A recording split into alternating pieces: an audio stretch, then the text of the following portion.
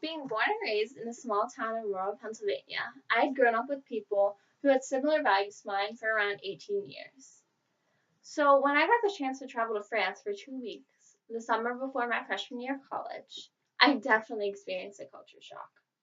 Now, I didn't encounter any issues until our second week in Normandy. The first week we were in Paris, and everyone there could at least speak some English. But in Normandy, nobody could utter a word of English. It was all in French. Our second day there, our tour guide decided that he wanted us to roam around Normandy and experience it for ourselves in groups of 2 or 3.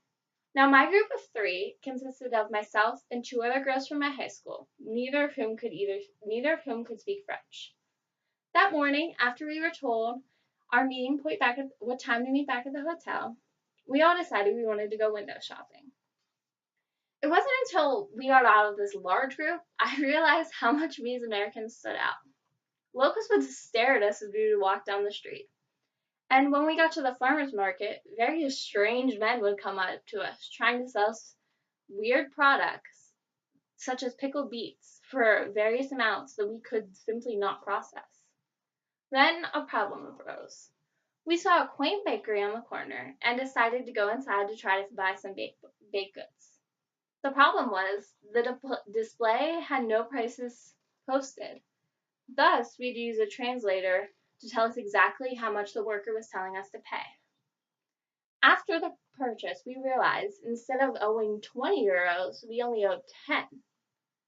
Never in my life had I been taken advantage of like this. Never had I experienced this type of deceit before. It only got worse afterwards. While we were walking out of the store, we saw a well dressed couple walking by us speaking in English. I wanted to stop them and ask them if they could help us translate what exactly the souvenir shop owner was trying to tell us. Instead of helping us or responding to me at all, they continued to walk by and switched to speaking in French instead of in English. Now, in my life, I had never been ignored before like this or experienced this type of deceit.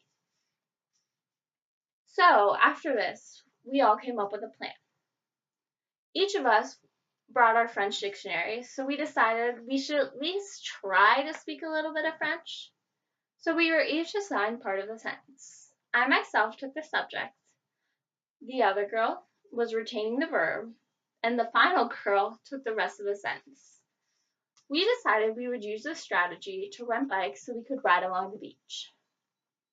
Now, once we entered the shop, the salesman started speaking to us in French, and so we tried our best to speak to him back in French using the front page of the dictionary and various words that we retained from the sentence. Now, we didn't pronounce it correctly, but the salesman really appreciated our effort. In this moment, I realized what our primary issue was the whole day. As Americans, we expected everyone to speak English, but we never tried to speak their language. Here I discovered how important French was to these people, and swore to at least try to speak someone's primary language whenever visiting a different country.